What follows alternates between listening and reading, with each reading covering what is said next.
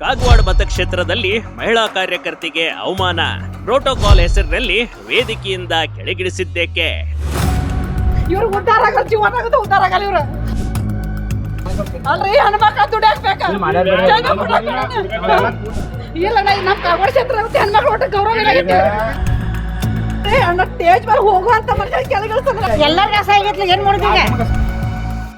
ಅವರು ಪಕ್ಷಕ್ಕಾಗಿ ದಿನರಾತ್ರಿ ಶ್ರಮಿಸಿದ್ರು ಕಣ್ರಿ. ಅವರಿಗೂ ಒಂದು ಸ್ಥಾನ ಇದೆ.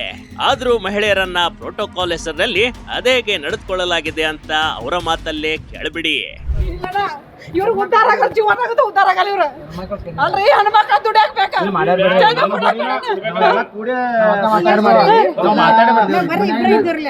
ಪ್ರೋಟೋಕಾಲ್ ಅಂತ ಮತ್ತೆ ಇವ್ ಯಾಕೆ ಪ್ರೋಟೋಕಾಲ್ ಹಾಕೋತನ್ರಿ? ಬಿಡ್ಬೇಕು, ಎಲ್ಲರಿಗೂ ಒಂದೇ ನ್ಯಾಯ ಕೊಡಿಸ್ಬೇಕ.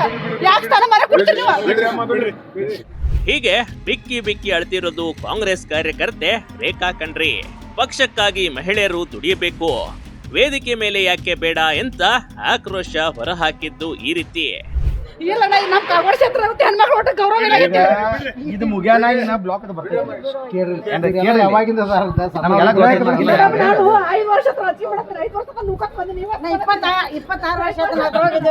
ಘಟನೆ ಕುರಿತು ರೇಖಾ ಮಾತನಾಡಿರುವ ವಿಡಿಯೋ ಸಾಮಾಜಿಕ ಜಾಲತಾಣದಲ್ಲಿ ಸಖತ್ ವೈರಲ್ ಆಗ್ತಿದೆ. ಇದು ಬೆಳಗಾವಿ ಜಿಲ್ಲೆಯ ಕಾಗವಾಡ ತಾಲೂಕಿನ ಉಗಾರ್ಖರ್ದ್ ಹೊರವಲಯದಲ್ಲಿ ನಡೆದ ಘಟನೆ ಕಣ್ರಿ.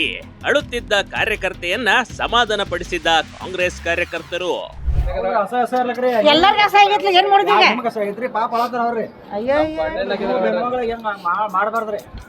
ಯಾರು ಮಾಡಬಾರ್ದು, ಮಾಡಾರ್ ಮಾಡಬಾರ್ದಿಲ್ಲ, ಮಾಡಾರ್ ಮಾಡಬಾರ್ದು. ಮತ್ತೆ ಈಗೇನು ಕೇಳ್ತೀರಿ? ಮಾಡಾರ್ ಮಾಡಬಾರ್ದು. ವೇದಿಕೆಯಿಂದ ಕೆಳಗಿಳಿಸಿದ್ದಕ್ಕೆ ಕಾಂಗ್ರೆಸ್ನಲ್ಲಿ ಇರಿಸು ಮುರಿಸು. ಮುಖಂಡರ ವಿರುದ್ಧ ಕೆಂಡಾಮೆಂಡಲರಾದ ಕೈ ಕಾರ್ಯಕರ್ತರು. ಯಾವುದೇ ಕಾರ್ಯಕ್ರಮವಿದ್ರೂ ಅದಕ್ಕೊಂದು ಶಿಷ್ಟಾಚಾರ ಅಂತ ಇರುತ್ತೆ. ಆದ್ರೆ ಅದನ್ನ ಕಾಂಗ್ರೆಸ್ ಮುಖಂಡರು ಪಾಲಿಸಿದ್ರು. ಆದ್ರೆ ವೇದಿಕೆ ಮೇಲೆ ಕೂರಿಸಿ ಕೆಳಗಿಳಿಸಿರೋದೇ ಇಲ್ಲಿ ಅವಮಾನಕ್ಕೆ ಕಾರಣವಾಗಿದೆ. ಇದೊಂದು ಅವಮಾನ ಅಂತ ರೇಖಾ ಅವರು ಆರೋಪ ಮಾಡ್ತಾರೆ, ಕೇಳಿ. ಅಲ್ರಿ ಅಣ್ಣ ಸ್ಟೇಜ್ ಮೇಲೆ ಹೋಗುವಂತ ಮನುಷ್ಯ ಕೆಳಗಿಳಿಸ್ತಂದ್ರ ತಪ್ಪು ಮಾಡೋದು.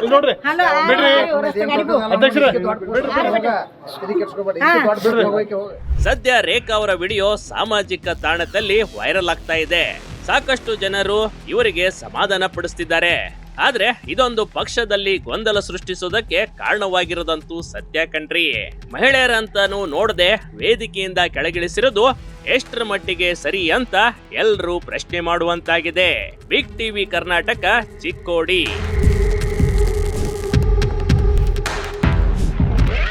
ಬಿಗ್ ಟಿವಿ ಕರ್ನಾಟಕ ಯೂಟ್ಯೂಬ್ ಚಾನಲ್ಗೆ ಈಗಲೇ ಸಬ್ಸ್ಕ್ರೈಬ್ ಮಾಡಿ.